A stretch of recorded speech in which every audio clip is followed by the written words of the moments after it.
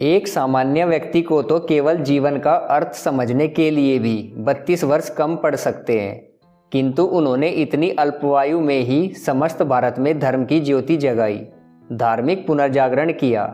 धर्म तथा दर्शन के क्षेत्र में उनकी कृतियां भारत के प्राचीन धर्म की विशेषताओं का अध्ययन मात्र है। उन्होंने अपने जीवन में सांस्कृतिक दृष्टिकोण से भारतीय इतिहास की रचना की। नमस्कार दोस्तों, मेरा नाम है दीपक। दीपक्स वॉइस चैनल में आप सभी का स्वागत है। दोस्तों, आज मैं आपको एक ऐसे महाज्ञानी और चमत्कारी संत, धर्म प्रचारक और वेदों के ज्ञाता आत्मज्ञानी गुरु के बारे में बताऊंगा, जिन्होंने मात्र 32 वर्ष के अल्प जीवन में ही पूरे भारत देश का भ्रमण किया और लोगों के अंदर धर्म और ज्ञान की कभी न बुझने वाली अखंड ज्योति जगाई। इनका नाम आचार्य शंकर था, जिन्हें हम आदि शंकराचार्य के नाम से भी जानते हैं।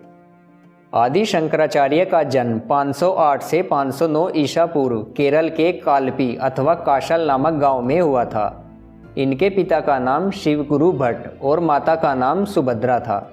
बहुत दिन तक सपत्नी शिव की आराधना करने के फलस्वरूप शिव ने पुत्र रत्न पाया था, अतः उनका नाम शंकर रखा। जब ये 3 ही वर्ष के थे तब इनके पिता का देहांत हो गया। ये बड़े ही मेधावी तथा प्रतिभाशाली थे। 6 वर्ष की अवस्था में ही ये प्रकांड पंडित हो गए थे और 8 वर्ष की अवस्था में इन्होंने संन्यास ग्रहण किया था। इनके संन्यास ग्रहण करने के समय की कथा बड़ी विचित्र है। कहते हैं, माता एकमात्र पुत्र को सन्यासी बनने की आज्ञा नहीं दे रही थी। तब एक दिन नदी किनारे एक मगरमच्छ ने शंकराचार्य जी का पैर पकड़ लिया।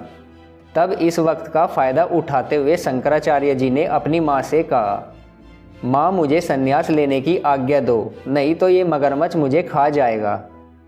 इससे भयभीत होकर माता ने तुरंत इन्हें सन्यासी होने की आज्ञा प्रदान की। और आश्चर्य की बात है कि जैसे ही माता ने आज्ञा दी, वैसे ही तुरंत मगरमच्छ ने शंकराचार्य जी का पैर छोड़ दिया और इन्होंने गोविंदनाथ से संन्यास ग्रहण किया। सन्यासी होकर जाने से पहले उन्होंने माँ को यह वचन दिया कि वे कहीं भी रहे, उनके अंतिम समय में वे उनके पास ही रहेंगे। सन्यासी होकर वे भ्रमण करते हुए वन के एक पेड़ के नीचे थकान मिटाने लेटे थे, तो देखा कि एक सांप मेंढक को अपने फन की छाया में रखकर गर्मी से बचा रहा है। उन्होंने दिव्य ज्ञान से यह जान लिया कि यह अवश्य ही किसी महात्मा की भूमि है। उन्हें यह पवित्र स्थान श्रृंगी ऋषि के पवित्र आश्रम भूरी के रूप में ज्ञात हुआ। उन्होंने इस पवित्र भूमि में कोरी मठ स्थापित करने का संकल्प लिया। ऐसी ही एक घटना उनके गुरु से संबंधित है। गुरु गुफा में साधना में लीन थे। अचानक नदी के बहाव से गुफा तक पानी आ पहुंचा। शंकराचार्य ने गुफा के द्वार पर एक घड़े को रख दिया। जितना भी जल आता घड़े में भरता जाता। गुरु को इस घटना का पता लगा तो उन्होंने उसे काशी जाकर ब्रह्मसूत्र भाष्य लिखने को कहा। काशी पहुँचे तो गंगा तट पर एक चांडाल का सामना हुआ। उसके स्पर्श से शंकराचार्य कुपित हो उठे। चांडाल ने हंसते हुए शंकराचार्य से पूछा, आत्मा और परमात्मा तो एक है। जिस देह से तुम्हारा स्पर्श हुआ, अपवित्र कौन हुआ, तुम या तुम्हारे देह का अभिमान? परमात्मा तो सभी की आत्मा में है। तुम्हारे सन्यासी होने का क्या अर्थ है जब तुम ऐसे विचार रखते हो? कहा जाता है कि चांडाल के रूप में साक्षात शंकर भगवान ने उन्हें दर्शन देकर ब्रह्मा और आत्मा का सच्चा ज्ञान दिया। इस ज्ञान को प्राप्त करके वे दुर्ग रास्तों से होते हुए बद्रिकाश्रम पहुँचे। यहाँ 4 वर्ष रहकर वहीं से केदारनाथ पहुँचे। यहाँ मंडन मिश्र नाम के कर्मकांडी ब्राह्मण से उनका शास्त्रार्थ हुआ। शंकराचार्य ने मंडन मिश्र और उनकी पत्नी भारती को भी पराजित किया। दक्षिण पहुंचकर उन्होंने कर्मकांड का प्रचार किया, कापालिकों के प्रभाव को समाप्त किया। माता की बीमारी का अंतर्ज्ञान होते ही दिए हुए वचनानुसार वे माँ के अंतिम दर्शनों के लिए कालडी ग्राम पहुँचे। एक सन्यासी होकर भी उन्होंने अपने हाथों से माता का दाह संस्कार किया, जो एक सन्यासी के लिए वर्जित था। शंकराचार्य ने कश्मीर से लेकर कन्याकुमारी, अटक से लेकर कटक तक भारतवर्ष की यात्रा करते हुए विद्वानों से कई बार शास्त्रार्थ किया। वैदिक धर्म के प्रचार प्रसार कर लोगों को वैदिक धर्म के सच्चे और पवित्र रूप से अवगत कराया। भारत की 4 दिशाओं में मैसूर में श्रृंगेरी पीठ, जगन्नाथपुरी में गोवर्धन पीठ, द्वारिका में द्वारका पीठ और बद्रीनाथ में ज्योतिष पीठ की स्थापना की। 16 वर्ष की अवस्था में ही अनेक धार्मिक ग्रंथ लिखे। ब्रह्मसूत्र भाष्य, गीता भाष्य, सर्व वेदांत सिद्धांत, विवेक चूड़ामणि, प्रबोध सुधाकर तथा 12 उपनिषदों पर भाष्य लिखे। इन्होंने समस्त भारतवर्ष में भ्रमण करके बौद्ध धर्म को मिथ्या प्रमाणित किया तथा वैदिक धर्म को पुनर्जीवित किया।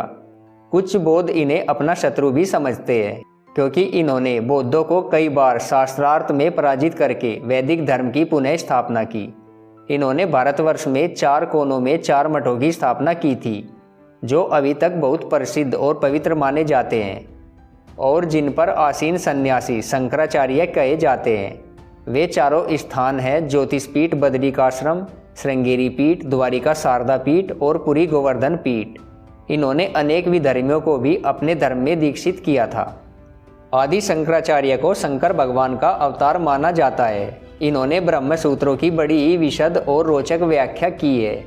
उनके विचारोपदेश आत्मा और परमात्मा की एक रूपता पर आधारित है, जिसके अनुसार परमात्मा एक ही समय में सगुण और निर्गुण दोनों ही स्वरूपों में रहता है। समार्थ संप्रदाय में आदि शंकराचार्य को शिव का अवतार माना जाता है। इन्होंने ईश, केन, कट, प्रश्न, मुंडक, मांडुक्य, ऐत्रेय, तैत्तिरीय, बृहदारण्यक और छांदोग्योपनिषद पर भाष्य लिखा। वेदों में लिखे ज्ञान को एकमात्र ईश्वर से संबंधित समझा और उसका प्रचार तथा वार्ता पूरे भारतवर्ष में की। उस समय वेदों की समझ के बारे में मतभेद होने पर उत्पन्न चारवाक, जैन और बौद्ध मतों को शास्त्रार्थों द्वारा खंडित किया। दशनामी गुसाई गोस्वामी जैसे सरस्वती, गिरि, पुरी, वन, पर्वत, अरण्य, सागर, तीर्थ, आश्रम और भारतीय उपनाम वाले इनके आध्यात्मिक उत्तराधिकारी माने जाते हैं और उनके प्रमुख सामाजिक संगठन का नाम अंतर्राष्ट्रीय जगतगुरु दशनाम गुसाई गोस्वामी एकता अखाड़ा परिषद है। शंकराचार्य ने पूरे भारत में मंदिरों और शक्तिपीठों की पुनः स्थापना की। नील पर्वत पर स्थित चंडी देवी मंदिर इन्हीं द्वारा स्थापित किया माना जाता है। शिवालिक पर्वत श्रृंखला की पहाड़ियों के मध्य स्थित माता शाकंभरी देवी शक्तिपीठ में जाकर इन्होंने पूजा अर्चना की और शाकंभरी देवी के साथ 3 देवियां भीमा, भ्रामरी और शताक्षी देवी की प्रतिमाओं को स्थापित किया। कामाक्षी देवी मंदिर भी इन्हीं द्वारा स्थापित है, जिससे उस युग में धर्म का बढ़ चढ़कर प्रसार हुआ था। विद्वानों का मानना है कि जब आदि शंकराचार्य जी की उम्र 32 वर्ष की हुई, तब उन्होंने हिमालय से अपना सेवानिवृत्त किया और फिर केदारनाथ के पास एक गुफा में चले गए।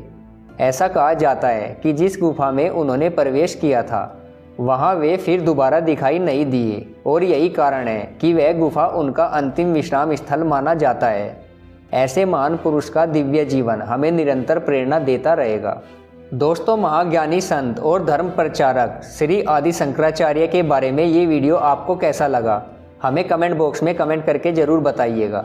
और अगर आपको वीडियो पसंद आए तो इस वीडियो को लाइक ज़रूर करें, साथ ही साथ हमारा चैनल सब्सक्राइब ज़रूर करें।